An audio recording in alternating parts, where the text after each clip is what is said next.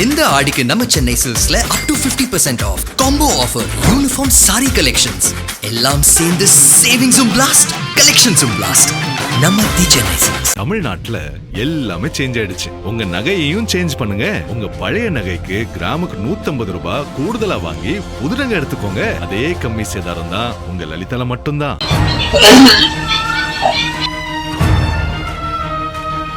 ஒரு வாரமா ரொம்ப அவசரப்படுறேன். மீண்டும் ஒரு லாக்அப் மரணமா? விஜய் அரசு பொறுப்பேற்றதிலிருந்து இதுவரைக்கும் 5வது லாக்அப் மரணம் நடந்திருக்கு 100 நாட்களுக்குள்ள அப்படிங்கிறது அதிர்வலைகளை ஏற்படுத்தியிருக்கு.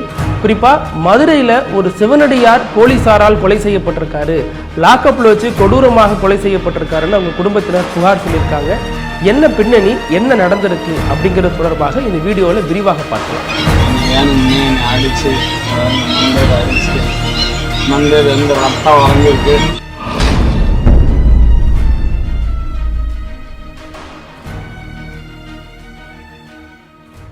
மதுரை மாவட்டத்தில் மேல அனுப்பானடி அப்படிங்கிற பகுதியில் 52 வயதான பரமசிவம் வசிச்சுட்டு வர்றாரு. இவரது மனைவி ஐயம்மாள். அடிப்படையில் பரமசிவம் ஒரு சிவனடியார், சிவன் மீது பக்தி கொண்ட ஒரு நபராக அந்த பகுதியில் இருக்கிறாரு. அவர் பல கோயில்களுக்கு பூசாரியாகவும் இருந்துட்டு வர்றார் அந்த பகுதியில். இவருக்கும் அவரது பக்கத்து வீட்டில் சேர்ந்த ஒரு தம்பதிக்கும் இடையில் தகராறு ஏற்படுது. எதற்காக அப்படின்னா, வாகனம் நிறுத்துறது. இன்னும் சொல்ல போனால் அவங்க தான் ஆட்டோ வச்சிருக்கிறதாகவும் அந்த ஆட்டோ நிறுத்துறதுல சில பிரச்சனைகள் இருக்கிறதாகவும் சொல்லப்படுது. அந்த பக்கத்து வீட்டில் பாலகிருஷ்ணன் மாலதி அப்படிங்கிற தம்பதியர் இருக்கிறாங்க. அவங்களுக்கும் பரமசிவன் ஐயம்மாள் தம்பதிக்கு இடையில தான் அந்த பிரச்சனை நடக்குது. இது கடந்த ஜூலை மாதம் 17ஆம் தேதி இந்த பிரச்சனை நடக்குது. அதுக்கப்புறம் தகராறு ஏற்படுது. இரு தரப்பினரும் தாக்கி கொண்டதாக சொல்லப்படுது. அதில் இருவரும் பக்கத்தில் இருக்கிற சிந்தாமணி போலீஸ் ஸ்டேஷனுக்கு போய் கம்ப்ளைண்ட் கொடுக்குறாங்க. ஜூலை 19ஆம் தேதி இந்த புகார் 2 தரப்புலையும் மாறி மாறி கொடுக்கப்படுது. அவங்க மேலே தப்பு, இல்லை எங்கள் மேலே, இல்லை இவங்க மேலே தான் தப்பு அப்படின்னு 2 பேரும் மாறி மாறி புகார் கொடுக்குறாங்க. போலீஸார் விசாரிக்கிறாங்க. ஜூலை 19ஆம் தேதி இவரை அழைக்கிறதுக்காக போலீஸார் வராங்க. யாரை? சிவனடியாராக இருக்கக்கூடிய பரமசிவத்தை விசாரிக்கிறதுக்கு போலீஸார் வராங்க. ஒரு வண்டியில் அழைச்சிட்டு போகிறாங்க. போயிட்டு போலீஸார் விசாரணையெல்லாம் முடிச்சுட்டு வரும்பொழுது பரமசிவம் வீட்டுக்கு வழக்கம் போல் இருக்கிறாரு. ஆனால் வந்தவரால் நிலையாக வீட்டில் இருக்க முடியல. என்னமோ ஒன்று பண்ணுதுன்னு சொல்லிக்கிட்டே இருக்கும் பொழுது வாந்தி, மயக்கம், தலை சுற்றல்னு ஏகப்பட்ட பிரச்சனை உடம்புல ஏற்படுது. தலைவலியும் ஏற்படுது. அப்போ வாந்தி எடுக்கிறாரு. என்னமோ என்னாச்சு, இவருக்கு நல்லா தானே இருந்தார் அப்படின்னு குடும்பத்தினரும் அங்கே மதுரை ராஜாஜி அரசு மருத்துவமனைக்கு அழைத்துட்டு போய் மருத்துவம் பார்க்குறாங்க. மருத்துவம் பார்க்குறப்ப டாக்டர்ஸ் கொஞ்சம் 2 நாள் அப்சர்வேஷன்லாம் வச்சுட்டு பார்த்துட்டு ஸ்கேனில் சொல்கிறாங்க, அவருடைய தலையில் உட்பகுதியில் இரத்த கசிவு ஏற்பட்டிருக்கு, அதுதான் இதற்கெல்லாம் காரணம், நம்ம மேல் சிகிச்சை தொடரணும் அப்படிங்கிற மாதிரி சொல்கிறாங்க. ஆனால் இவங்க இந்த அரசு மருத்துவமனையிலேருந்து மதுரை வேலம்மாள் தனியார் மருத்துவமனைக்கு அழைச்சிட்டு போகிறாங்க. அங்கே போயிட்டு ட்ரீட்மெண்ட்டில் இருக்கிறாரு. அந்த ட்ரீட்மெண்ட்டில் இருக்கும்பொழுதே இருக்கும் பொழுதே சிகிச்சை பலனின்றி ஞாயிற்றுக்கிழமை நேற்று காலை உயிரிழக்கிறார். இந்த சம்பவம் இது வரைக்கும் சாதாரண விஷயமாக பார்க்கப்பட்டது. அதற்கு அப்புறம் தான் இதில் பூதாகரமாகுது. ஏன் அப்படின்னா, அதற்கு முன்னாடியே அந்த பாதிக்கப்பட்டு உயிரிழந்திருக்கார் இல்லையா பூசாரி சிவனடியார் பரமசிவம், இவர் ஒரு வீடியோ வெளியிடுறார். அந்த வீடியோ 1 இல்லை 2 3 வீடியோ வெளியிடுறாரு. நம்மளும் அந்த வீடியோவை கைப்பற்றியிருக்கோம். அந்த வீடியோ உங்களுக்கு தெரியும். எல்லாரும் மேலேயும் அந்த 5 பேர் மேலேயும் நடவடிக்கை கண்டிப்பாக எடுக்கணும். தமிழக முதலமைச்சர் அவர்களுக்கு ஒரு வேண்டுகோள். நாங்கள் எந்த தப்பும் பண்ணலை. சும்மா ஒன்றுக்கும் பார்த்த ஒரு அடிதடி பிரச்சனை என்னை கூட்டு போய் எதிர்பார்த்துட்ட காசை வாங்கி என்னை வேணும்னே என்னை அடித்து மண்டையில் அடித்து மண்டையில் இருந்து ரத்தம் உறைஞ்சிருக்கு. வண்டியாக வருது, நிம்மதியாக இல்லை. என் உசுருக்கு ஏதாவது ஒன்றுன்னா இந்த 5 பேர் தான் காரணம். சிந்தாமணி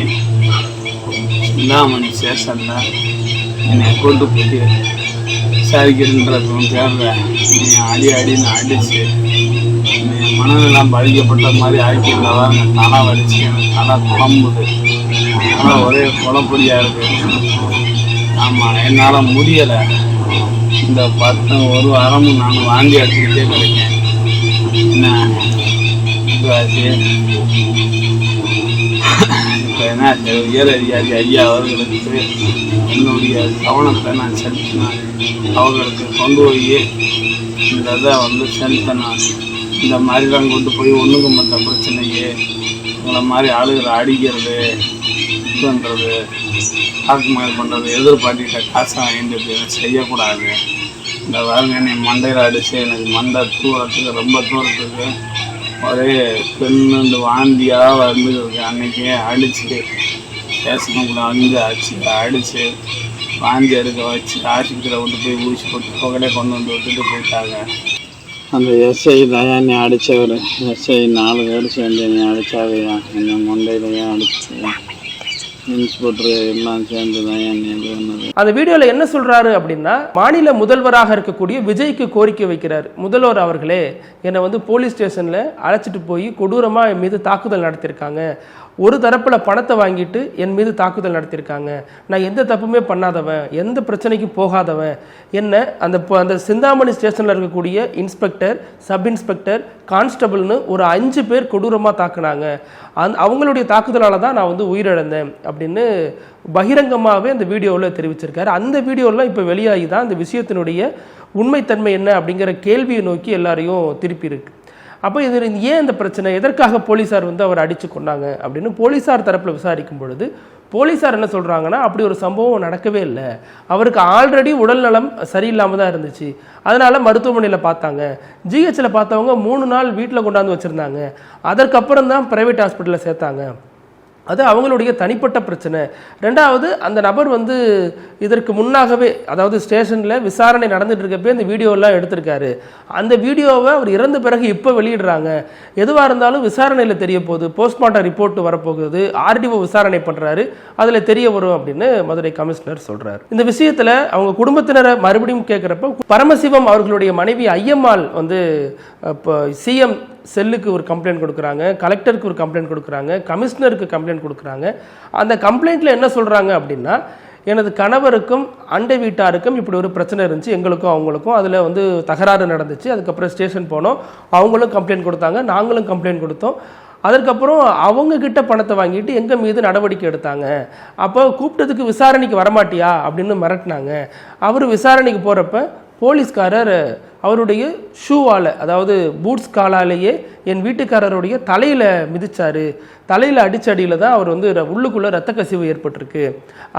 இதுக்கு முழுக்க காரணம் இந்த ஸ்டேஷனில் இருக்கக்கூடிய எஸ்ஐ, இன்ஸ்பெக்டர், கான்ஸ்டபிள் உள்ளிட்ட 5 போலீஸார் தான் காரணம் அப்படின்னு அந்த அவருடைய மனைவியும் புகாரில் தெளிவாக தெரிவிச்சிருக்காங்க.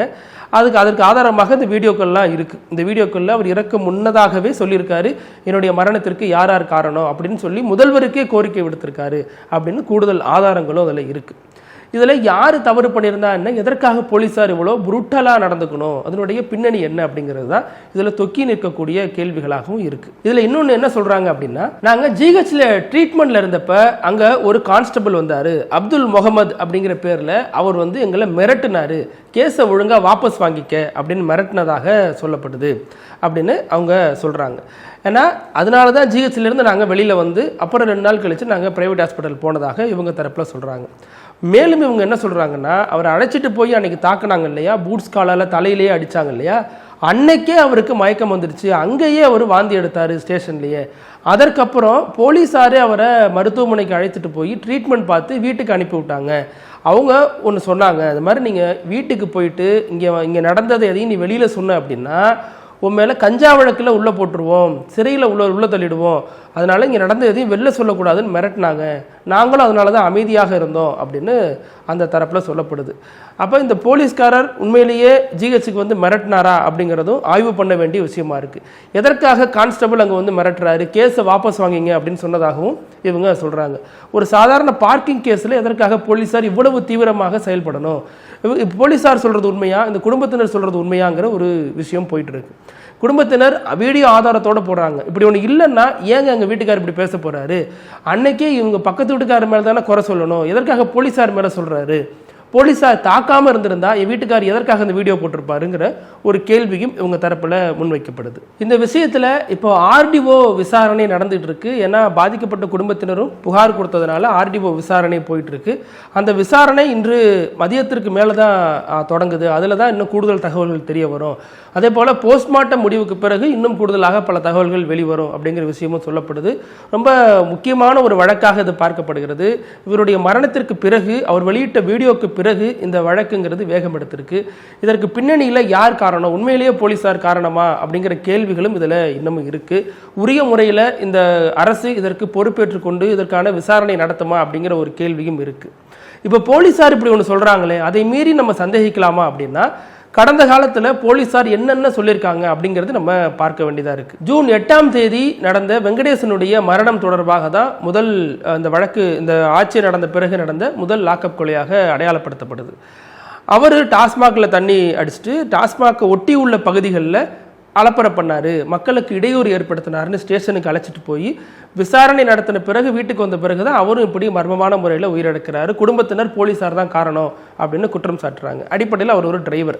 அப்போ போலீஸார் மீது இந்த குடும்பத்தினர் இப்படி ஒரு குற்றச்சாட்டை வைக்கிறாங்க. அதற்கு போலீஸார் என்ன சொன்னாங்கன்னா, அவர் மதுப்பழக்கம் உள்ளவர், மது கிடைக்காதனால தான் இப்படி ஒரு நிலையை நோக்கி விரக்தியாகி போயிட்டாரு அப்படின்னு விஷயத்த சொன்னாங்க. அதற்கடுத்து ஜூலை 13ஆம் தேதி சபரிவர்மன், இந்த பெயரை யாரும் அவ்வளோ எளிதில் மறந்துட முடியாது. அவர் மாற்றுத்திறனாளி, நாகர்கோவில் பகுதியை சேர்ந்தவர், மளிகை கடை நடத்திட்டு வரவர்.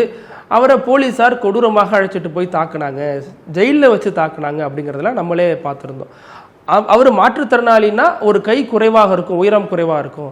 அந்த கையிலேயே அடித்ததற்கான காயங்கள், ரத்தக்கட்டுலாம் இருந்துச்சு, உடம்புல 19 இடங்களில் காயங்கள் இருந்துச்சு அப்படின்னு பல விஷயங்களை நம்மளே இந்த செய்தியில் பார்த்துருந்தோம். நமது நிருபர் ரொம்ப தெளிவாக சொல்லியிருந்தார்.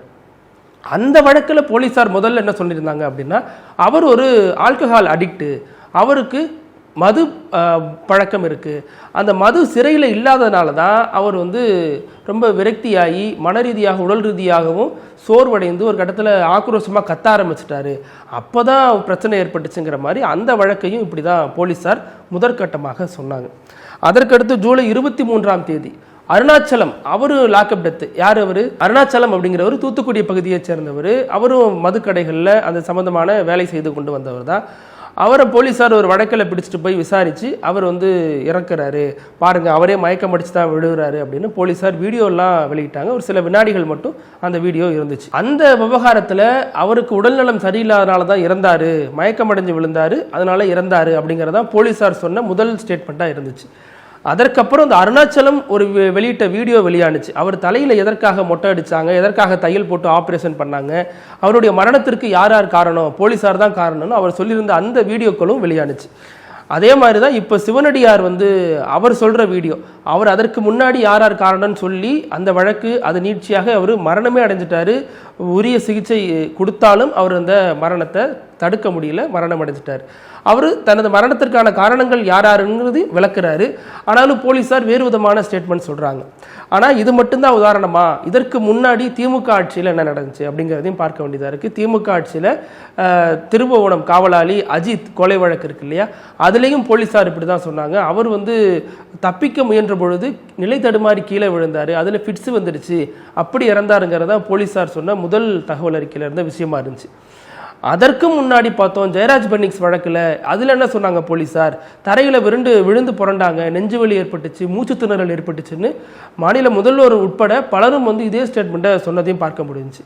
அப்போ போலீஸார் சொல்கிறது ஒன்றா இருக்குது, நீதிமன்றங்கள் அதன் மூலமாக வரக்கூடிய தகவல்கள்ங்கிறது வேற ஒன்றா இருக்குது. அப்போ போலீஸார் சொல்கிறது ஒன்றா இருக்குது, பாதிக்கப்பட்ட நபர்கள் வீடியோ மூலமாக வெளியிடுற தகவல்ங்கிறது வேற ஒன்றா இருக்குது.